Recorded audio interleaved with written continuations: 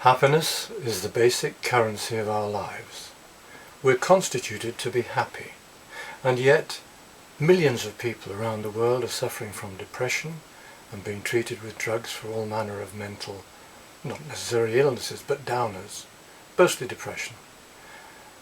The reason for this is obscure. It may have a lot to do with the fact that we're all chasing money and times are hard, but it may well have to do with the fact that our expectations have been artificially raised to the point where we are always wanting things that are beyond our reach.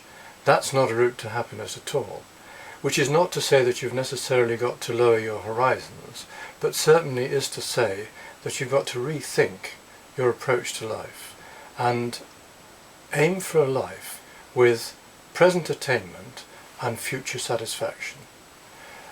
The happiest people I've ever met are those who are lucky enough to be doing what they love doing, and doing it all the time. People like hairdressers can be incredibly happy because they're actually helping people by listening to their problems and talking to them. And talk therapy.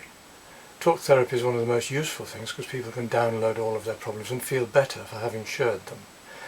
But to attain happiness is really the goal of life. It doesn't have anything to do with money.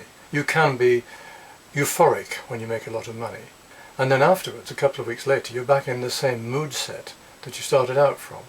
So really, attainment of money, winning, all these various kind of things which make you feel temporarily high or euphoric or happy are not the ultimate. You don't actually become a happy person once you win the pools. You don't become a happy person once you win the lottery. You may be able to afford a better class of enemies, but you're not necessarily that much happier a person. You're the same person, just with money. So you've got the same anxieties, the same attitudes, the same emotional baggage that you had before you got the money. The true route to happiness lies within. And it lies, in a way, from harmonizing your wants and your desires with your abilities. And that's where harmonic power comes in. On the course, I teach you how to be happy. Sounds bizarre, but you can actually change the setting in your subconscious. You can reset your emotional matrix. You can reset your mind, or you can reset your emotions. It takes a little bit of doing, and it's not something that can be approached lightly and frivolously. You've got to sort of work at it a little bit because it's a habit. We form our habits and our habits form us. So once you've got the general idea, if you work on it for a month or two, you'll find you become a much happier person. And on the Harmonic Power course, I will show you how to become a happier person. That's the fundamental of this message.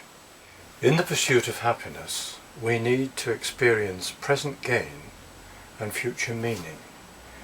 We need to have a lifeline which enables us to feel satisfaction with what we're doing in the here and now, and knowledge that in the future we will benefit overall during our life from the pursuit of this present gain. So it's a philosophy of living, a philosophy that's been encapsulated or talked about in all the major religions, but the major religions tend to have different priorities. In this case, my priority is to help you to become happy, to teach you how to become happy, not necessarily satisfied with your lot, but in control of what's happening in your life.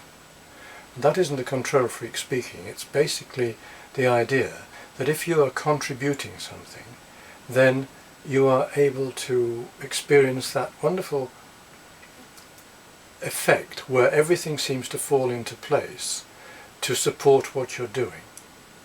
And that is a way of projecting yourself into your future so that you can become much happier.